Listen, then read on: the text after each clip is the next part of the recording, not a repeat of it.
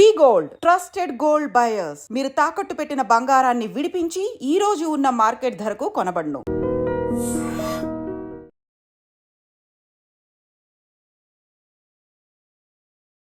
హైదరాబాద్లో దాడులు, అది దట్టు ఆలయం పైన దాడులు చేయడం, ఇది ఎంత కామన్ అయిపోయిందంటే వరుస పెట్టి మనకు తెలుసు.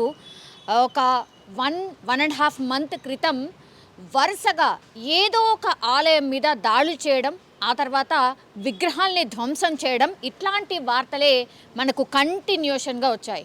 అసలు ఏం జరుగుతోంది ఏంటి అర్థం కాని పరిస్థితుల్లో రాష్ట్రంలో ఏం జరుగుతోంది, మరి దేవాలయాల మీద ఎందుకని ఇట్లా దాడులు జరుగుతున్నాయనేది పెద్ద ప్రశ్నార్థకంగా మారిపోయిన పరిస్థితి అయితే కనిపించింది. ఎప్పుడైతే ముత్యాలమ్మ టెంపుల్ మీద ఆ విగ్రహాన్ని పూర్తిగా దుండగుడు ఎవరైతే ఆ విగ్రహాన్ని ధ్వంసం చేసిండో ఆ తర్వాత నుంచి అయితే వరుస పెట్టి నాకు తెలిసి అయితే 8 నుంచి ఒక 10 గుళ్ళని టార్గెట్ చేస్తూ పూర్తిగా దుండగులైతే విగ్రహాల్ని ధ్వంసం చేసిన పరిస్థితి. ఇప్పుడు ఇన్ని రోజుల గ్యాప్ తర్వాత మరోసారి ఇట్లాంటి వార్తలే కలకలం క్రియేట్ చేస్తోంది. ఎగైన్ మళ్ళా మన గుళ్ళనే టార్గెట్ చేస్తూ ఒక శివాలయంలో మనకు శివలింగం కనిపిస్తుందో ఆ శివలింగం దగ్గరనే ఆవు మాంసంకు సంబంధించిన పూర్తిగా ముక్కలు ఏవైతే ఉంటాయో ఆ పూర్తిగా శివలింగం కావచ్చు, లేకపోతే ఆ టెంపుల్ పరిసరాల్లో కావచ్చు, పూర్తిగా ఆ ముక్కల్ని పడేసినటువంటి ఆనవాళ్ళు ఈరోజు చూసినటువంటి భక్తులు మాత్రం ఒక రకంగా షాక్ అయిపోయిన పరిస్థితి. అసలు శివాలయంలో ఇట్లాంటి మాంసపు ముద్దలేంటి, అది కూడా ఆవుకు సంబంధించిన మాంసం పూర్తిగా గుడి మొత్తంగా పడి ఉండడం ఏంటి అనేది పెద్ద ఎత్తున అయితే ఒక ఆందోళన అయితే వ్యక్తమైన పరిస్థితి కనిపిస్తోంది. ఇది ఎగ్జాక్ట్లీ ఎక్కడ అంటే టపాచబుత్ర జిర్రా హనుమాన్ ఆలయంలో శివలింగం వెనక పూర్తిగా ఈ మాంసం పడేశారు దుండగులు అనేటువంటిది. అయితే ఈ దుండగులు మరి ఆ ఆలయంలోకి ఎట్లా ఎంట్రీ అయ్యారు, అసలు ఆ దుండగులు ఎవరు, ఇట్లా ఆవుకి సంబంధించిన మాంసం అది శివలింగం అండ్ హనుమాన్కి సంబంధించిన టెంపుల్లో పడేయడం ఏంటి, అండ్ ఆ టెంపుల్ లోపలికి అసలు దుండగులు ఎట్లా ఎంటర్ అయ్యారంటే వెనక భాగంలో అంటే గోడ ఏదైతే ఉంటుందో ఆ వెనక భాగం నుంచి వచ్చి ఈ మాంసాన్ని పూర్తిగా ఈ శివలింగం చుట్టూ పడేసిన ఆనవాళ్ళు కనిపించాయి. అండ్ పూజారి ఎవరైతే గుడికి వచ్చాడో ఒక రకంగా పొద్దున్నే ఆలయాన్ని శుద్ధి చేసి పూజా కార్యక్రమాలు స్టార్ట్ చేయాలి కాబట్టి ఆ నేపథ్యంలోనే గుడి పూజారి రావడం, ఆ తర్వాత ఇది చూడగానే ఒక్కసారిగా ఆయన కంగు తిన్న పరిస్థితి. అండ్ భక్తులు కూడా పొద్దున్నే శివాలయం దగ్గరలో ఉంటే ఆలయానికి వచ్చి భక్తులు పెద్ద ఎత్తున దర్శనం చేసుకొని వాళ్ళ పనులకు వెళ్తూ ఉంటారు. భక్తులు కూడా ఒక రకంగా అసలు ఏంటిది ఇది అనేది పూర్తిగా వాళ్ళైతే ఒక ఆందోళన వ్యక్తం చేసిన పరిస్థితి. వెంటనే పోలీసులకైతే సమాచారం ఇచ్చారు. అండ్ అక్కడ సీసీ కెమెరా కూడా ఉంది. సీసీ కెమెరాలో మరి ఎవరు ఈ దుండగులు ఏంటి, అసలు ఎవరు పడేశారు, రాత్రి వేళల్లో జరిగినటువంటి ఘటన కాబట్టి మరి ఆ సీసీ కెమెరాలో ఏం రికార్డ్ అయ్యి ఉంది ఏంటి అనేది చూసే ప్రయత్నం చేసినప్పుడు సీసీ కెమెరా పని చేయట్లేదు అని పోలీసులు కొంతవరకు చెప్తున్నారు. అంటే గతంలో కూడా మనం చాలా టైమ్స్ విన్నాం అండ్ చూసాం.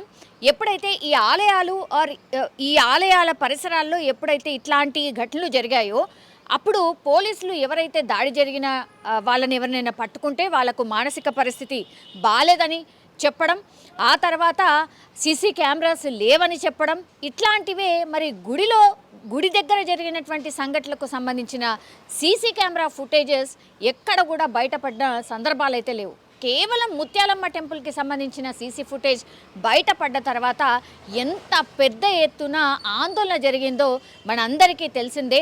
అండ్ ఎంతమంది హిందువులు మనం ఆ గుడి దగ్గరికి వెళ్ళి కవర్ చేసినప్పుడు కూడా ఆ గల్లీ వాళ్ళు కూడా అసలు మా ఆలయాన్ని మీద ఎట్లా దాడి చేస్తాడు, అసలు మేము ఎట్లా ఊరుకోవాలి, మాకే అప్పగించాలి ఆ దుండగుడిని అనేటువంటి మాట మాట్లాడడం జరిగింది. సో రాజకీయం కావచ్చు, లేదంటే భక్తుల మనోభావాలు దెబ్బతినడం కావచ్చు, ఇట్లాంటి పరిస్థితుల్లో పోలీసులు కూడా చాలా సంయమనం కోసమో లేకపోతే శాంతి భద్రతలకు విఘాతం కలగకుండా ఉండడానికని కావచ్చు సీసీ కెమెరా ఫుటేజ్ అక్కడ ఉన్నా కూడా మరి చెప్పట్లేదా ఏంటి అనేది కూడా పెద్ద ఎత్తున చర్చ నడుస్తోంది. దీని మీద ఇప్పుడు హిందూ సంఘాలు భగ్గుమంటున్న పరిస్థితి అయితే కనిపిస్తోంది.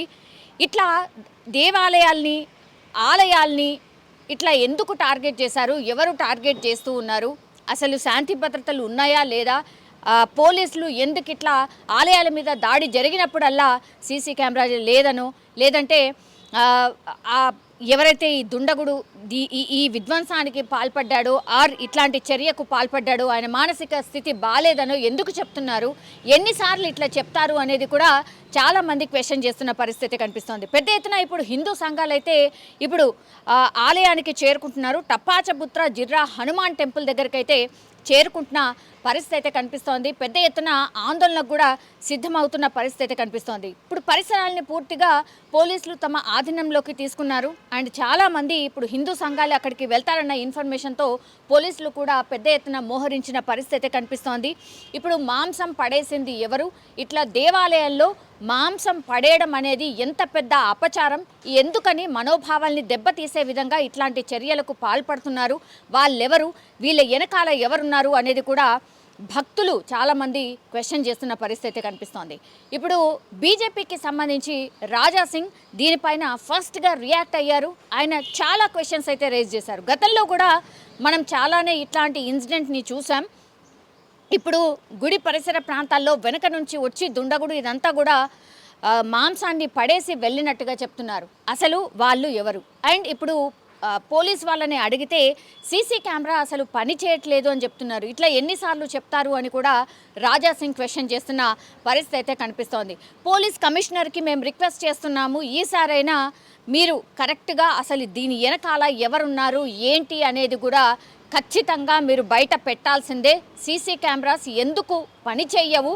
గతంలో కూడా ఇట్లనే మీరు ఎప్పుడు ఇట్లాంటి ఆలయాల మీద దాడి జరిగినప్పుడల్లా ఏదో చెప్పి తప్పించుకుంటున్నారు, తప్పించి అసలు ఎవరు ఎందుకు చేశారు అనేది మాకు చెప్పట్లేదు, ఇది మా మనోభావాల్ని దెబ్బతీయడమే అనేటువంటిది కూడా పూర్తిగా రాజా సింగ్ అయితే చాలా క్వశ్చన్స్ అయితే రేస్ చేస్తున్న పరిస్థితి కనిపిస్తోంది. ఈసారైనా పోలీసులు ఖచ్చితంగా అసలు ఏం జరిగింది, ఈ ఇన్సిడెంట్లో ఎవరున్నారు ఏంటి అనేది చెప్పాలని రిక్వెస్ట్ చేస్తున్నాను అంటూ కూడా రాజా సింగ్ పోలీసులకైతే కోరిన పరిస్థితి కనిపిస్తోంది. సో హిందూ సంఘాలు కావచ్చు, ఇప్పుడు రాజకీయ నాయకులు కావచ్చు, అండ్ హిందూయిజం ఆర్ హిందుత్వాన్ని ఎక్కువగా ఫాలో అయ్యేటటువంటి ఈ బీజేపీ లాంటి పార్టీస్కి సంబంధించిన కార్యకర్తలు కావచ్చు, హిందూ సంఘాలు కావచ్చు, వీళ్ళందరూ కూడా పెద్ద ఎత్తున రియాక్ట్ అవుతున్నారు.